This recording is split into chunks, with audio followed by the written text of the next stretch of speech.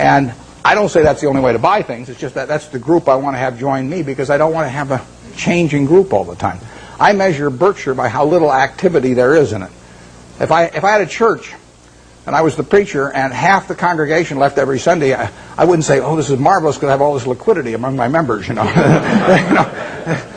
there's terrific turnover. You know, I would rather get a church where all the seats are filled, you know, every Sunday by the same people. Well, that's the way we look at the businesses we buy. We want to buy something that we're really happy to own virtually forever, and we can't find a lot of those. And back when I started, I had way more ideas than money, so I was just constantly having to sell what I thought was the least attractive stock in order to buy something that I just discovered that looked even cheaper. But that's not our problem really now. And so we hope we're buying businesses that we're just as happy with 5 years from now as now. And if we ever found some huge acquisition, you know, then we'd have to sell something maybe to make that acquisition. But that would be a very pleasant problem to have. We never buy something with a price target in mind. I mean, we never buy something at 30 saying if it goes to 40 we'll sell it, or 50 or 60 or 100. We just don't do it that way any more than when we buy a private business like See's Candy for $25 million. We don't say to ourselves, if we ever get an offer of $50 million for this business, we'd sell it. That's just not the way to look at a business. The way to look at a business is this going to keep producing more and more and more money over time? And if the answer to that is yes, you don't need to ask any more questions. Yeah, way back there. Those same principles in mind, what was your motivation for taking a piece of Solomon and similarly long-term capital? And how did you come up with the valuation? Well, Solomon, like I said, I went into that because it was a 9% security in 1987, September 1987. The Dow was up 35% that year. We'd sold a lot of stuff, and I had a lot of money around. It looked to me like we were never going to get a chance to do anything. So I took an attractive security form in a business I would never buy the common stock of. And I went in because of that, and I think that's generally a mistake. It worked out okay finally on that, but it's not what I should have been doing. I either should have waited, in which case I could have bought more Coca-Cola a year later or thereabouts, or I should have even bought Coke at the prices it was selling at then, even though it was selling at a pretty good price at the time. So that was a mistake. On long-term capital, we have learned other businesses that are associated with securities over the years. And, I mean, one of them is arbitrage. I've done arbitrage for 45 years, and Graham did it for probably 30 years before that. And that's a business, unfortunately, I have to be near a phone for, and I have to really run out of the office myself, because it requires being more sort of market attuned.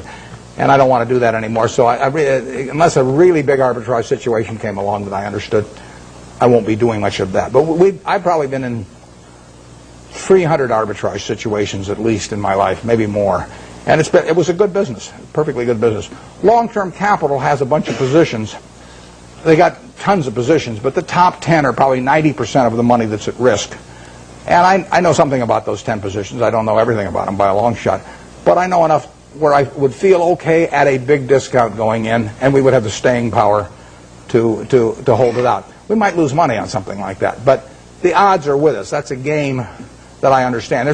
There's a few other positions we have that aren't that big because they can't get that big, but they could involve yield curve relationships or on the run, off the run governments or things like that are just things you learn over time if you're around securities markets. They're not the base of our business.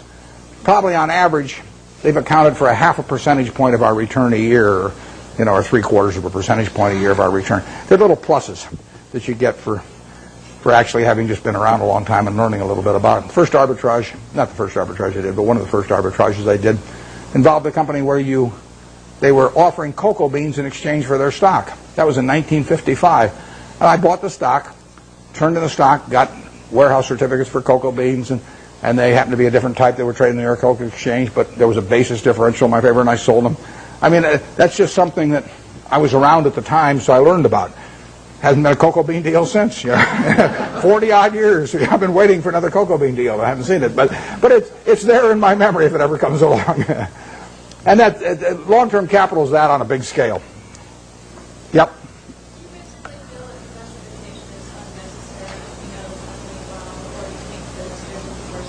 The question is about diversification, and I've got a dual answer to that. If you are not a professional investor, if your goal is not to manage money in such a way as to get a significantly better return than the world, then I believe in extreme diversification. I mean, so I believe 98 or 99%, maybe more than 99% of people who invest should extensively diversify and not trade. So that leads them to an index fund type of decision with very low costs.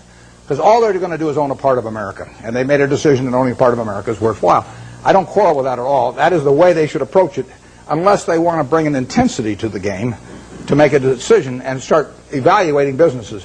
But once you're in the business of evaluating businesses and you decide that you're going to bring the effort and intensity and time involved to get that job done, then I think that diversification is a terrible mistake to any degree. And I got asked that question when I was at SunTrust the other day. And if you really know businesses, you probably shouldn't own more than 6 of them.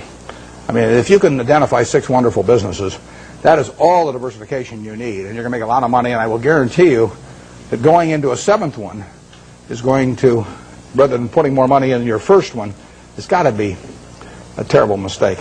Very few people have gotten rich on their 7th best idea. But a lot of people have gotten rich on their best idea. So I would say that for anybody working with normal capital who really knows the businesses they've gone into, a 6 is plenty. And I'd probably have half of it in what I liked best. I don't diversify personally. I mean, all the people I know that have done well, with the exception of, we mentioned Walter Schloss here earlier. Walter diversifies a lot. He owns a little of everything. I call him Noah. He's got 2 of everything. Yeah. How do you differentiate the Coca-Colas of the world from the Procter & Gamble's of the world? Well, Procter & Gamble's a very, very good business. Strong distribution capabilities, lots of brand names and everything. But if you ask me, if I'm going to go away for 20 years, to put all my family's net worth in one business, but I'd rather have Procter & Gamble or Coke. Actually, Procter & Gamble's a little more, it'd be more diversified among product line, but I would feel sure of Coke than Procter & Gamble. I wouldn't be unhappy if somebody told me I had to own Procter & Gamble during that 20-year period. I mean, that would be in my top 5% because they are not going to get killed. But I would feel better about the unit growth and the pricing power of a Coke over 20 or 30 years than I would about a Procter & Gamble. Right now, the pricing power might be tough, but you think of billion servings a day, an extra penny, $10 million a day. We own 8% of it. That's $800,000 a day for Berkshire Hathaway. You get another penny out of the stuff.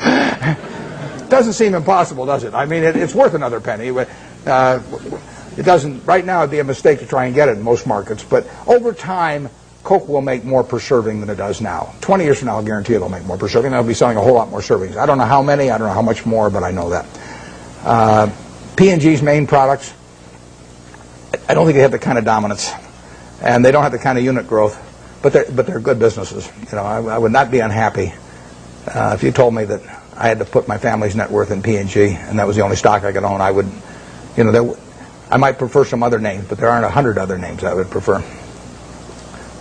Yeah. On that same model, what about McDonald's? Should we go away for 20 years, come back? McDonald's, the question is about McDonald's and going away for 20 years. McDonald's has got a lot of things going for it, and particularly abroad again. I mean, their position abroad in many countries is stronger relatively than here. It's a tougher business over time. People do not want to eat, exception to the kids when they're giving away Beanie Babies or something, people do not want to eat at McDonald's every day. I mean, if people are drinking Coke today, they drink 5 of them today, they'll probably drink 5 tomorrow. The fast food business is tougher than that. But if you had to pick one hand to have in the fast food business, which is going to be a huge business worldwide, you'd pick McDonald's. I mean, it has the strongest position. It doesn't win taste tests, with adults. It does very well with children, and it does fine with adults. But it is not like it's a clear winner.